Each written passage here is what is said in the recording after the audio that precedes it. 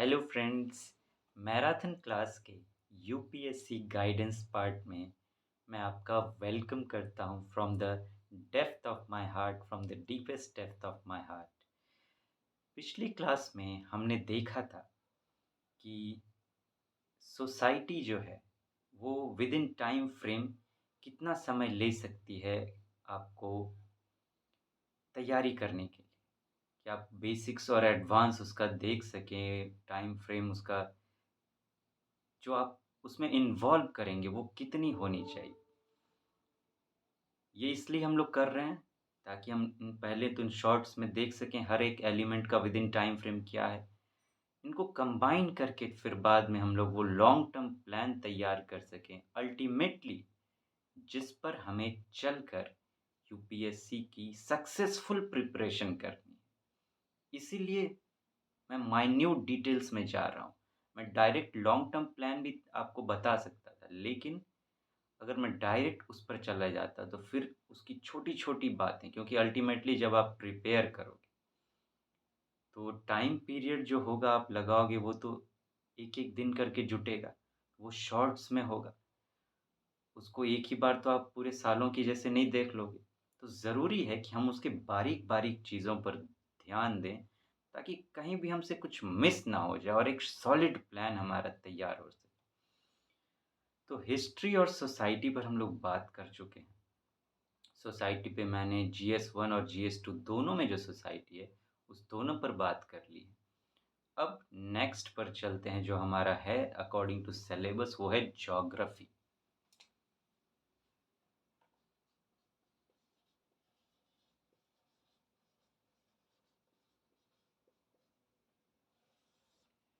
Geography देखें तो आपको एग्ज़ाम के लिए, अगर आप अपना सिलेबस देखेंगे जनरल स्टडीज़ 1 का, उसमें जो ज्योग्राफी का सिलेबस है और आप प्रीवियस ईयर्स के क्वेश्चंस देखो, मैच करोगे, तो आपको जो सिलेबस निकल कर आएगा उसमें world geography plus Indian geography दोनों के कॉन्टेक्स्ट दिखाई देंगे ऑलमोस्ट इक्वल रूप में। तो इसमें क्या है, वर्ल्ड ज्योग्राफी,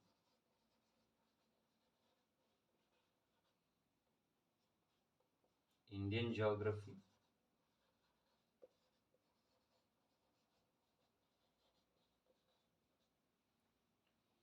इनके आप मैं चार एलिमेंट्स की बात करते आ रहा हूं। Basic plus advance plus current plus skill development.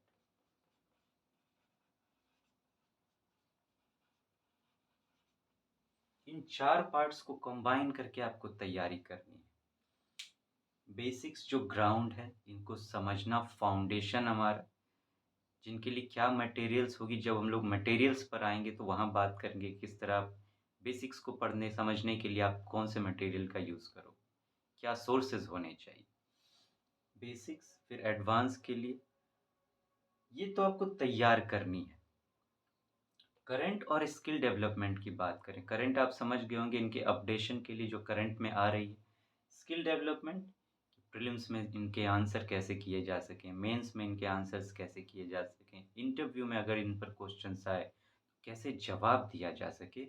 Skill development, तो ये दोनों तो साथ में सालों भर जो भी जितने भी हमारी टाइम पीरियड होगी लॉन्ग टर्म प्लान की, वो तो चलता ही रहेगा।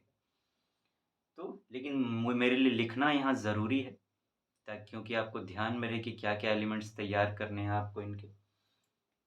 ये अलग से प्रिपरेशन होगा जो कि कुछ टाइम पीरियड का होगा, जिसमें लिमिट होगी। तो इनको अगर देखें, वर्ल्ड ज्योग्राफी और इंडियन ज्योग्राफी, जब मैंने हिस्ट्री की बात की थी तो मैंने आपको बताया था कि वहाँ वर्ल्ड हिस्ट्री है, इंडियन हिस्ट्री है, आर्ट एंड कल्चर पोर्शन है। तो ऑलमोस्ट मैंने टाइम फ्रेम करके 5 महीने आपको कहते कि वहाँ पर लगेंगे, अगर आप सक्सेसफुल प्रिपरेशन करना चाहते हो तो।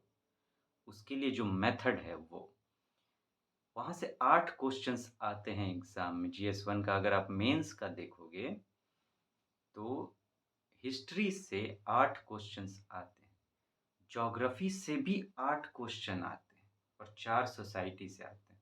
ज्योग्राफी से भी 8 क्वेश्चन आते हैं, लेकिन चूँकि हिस्ट्री थोड़ा बहुत ज़्यादा वास्ट है, उसकी उसमें बहुत सारा कॉम्प्लेक्स चीज़ें हैं, जिनको समझने के लिए वक़्त लगाना पड़ता है, इसीलिए हिस्ट्री थोड़ा ज़्यादा टाइम टेकिंग है। ज्योग्राफी कहते हैं सब्जेक्ट ऑफ द सब्जेक्ट्स, इसमें सब कुछ समाया हुआ है, लेकिन ज्योग्राफी एक फ्लो की तरह है, इतना ये बहुत ज़्यादा कॉम्प्लेक्स नहीं।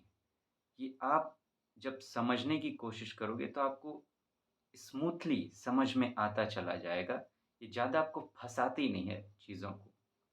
ज्योग्राफ़ी में तो ऐसे भी ज्योग्राफ़ी की बात करें, हिस्ट्री की बात करें तो वैसे भी कॉम्प्लेक्स है, काफ़ी स्टैटिक्स पोर्शन है, फैक्चुअल्स चीज़ें बहुत हैं, इसीलिए आपका समय ज़्यादा लेती है। लेकिन ज्योग्राफ़ी एक फ्लो है। तो रिसर्च से मैं अगर कहूँ तो वर्ल्ड ज्योग्राफ़ी और इंडियन ज्योग्राफ़ी की बात करें, तो ऑफ़ कोर्स ज़्यादा क्वेश्चन इंडियन ज्योग्राफ़ी के कॉन्टेक्स्ट में होंगे। तो मुझे लगता है इन दोनों की अगर मैं बात करूं तो वर्ल्ड ज्योग्राफी के लिए 1 मंथ और इंडियन ज्योग्राफी के लिए 1.5 मंथ्स। अगर आप हर दिन 3 से 4 घंटे इसमें लगाओ तो इतने टाइम में आप बेसिक्स और एडवांस को इनके प्रिपेयर कर सकते हो। मीन्स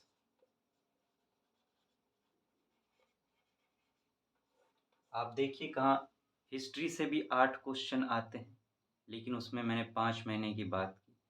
ज्योग्राफी से भी 8 क्वेश्चन आते हैं, लेकिन यहाँ मैंने 2.5 महीने की बात की है, 2.5 मंथ्स की बात की है। जब आप प्रिपरेशन करेंगे, हम लोग उसमें आएँगे, जब मैं आपको बताऊँगा कि किस तरह से होगी, तो आप समझेंगे कि ये मैं क्यों कह रहा हूँ। प्रीलिम्स में बात करें तो दोनों से, हिस्ट्री से भी और ज्योग्राफी से भी, करीब बराबर क्वेश्चन आते हैं। ये सब पिलर्स हैं, जब हम लोग उस पर आएँगे, स्ट्रैटेजी पर वहाँ तो बात करेंगे। तो लगभग वहाँ भी उतने ही क्वेश्चन्स आते हैं, लेकिन चूँकि सब्जेक्ट्स कुछ इस तरह से लिखे गए हैं, डिज़ाइन किए गए हैं, तो आप समझ सकते हैं कि हिस्ट्री थोड़ा-सा कॉम्प्लेक्स हो जाता है।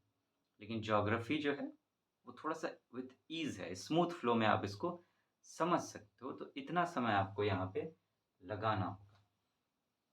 इन सबको कनेक्ट करके जैसे-जैसे हम लोग सब्जेक्ट्स को देखते चले जा रहे हैं कि कितना समय उसमें लग सकता है, या आप जानते हैं कि मैं क्यों कर रहा हूँ, वो ग्राउंड तैयार कर रहा हूँ।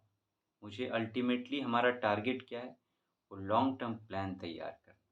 प्लानिंग पर ही हम लोग प्लानिंग के सब पार्ट्स पर अभी बात कर रहे हैं। मैंने प्लानिंग की शुरुआत कर दी थी, जिस पर मैंने बताई थी कि एलिमेंट्स क्या हैं प्लानिंग के, आपको क्या-क्या अपने प्लानिंग में शामिल करना है। अब उन एलिमेंट्स के ही को ही मैं सब कैटेगराइज़ कर रहा हूँ, धीरे-धीरे बातें कर रहा हूँ उस पर, ताकि उसके टाइम फ्रेम को फिर हम लोग कनेक्ट करके उस लॉन्ग टर्म प्लान को तैयार कर सकें। तो ज्योग्राफ़ी की बात करें तो ये आपके इतना समय आपको लग सकता है। ओके फ्रेंड्स, अब नेक्स्ट क्लास में हम लोग देखेंगे कि आगे के जो एलिमेंट्स हैं उनके लिए विद इन टाइम फ्रेम क्या एक फ्रेमवर्क होना चाहिए।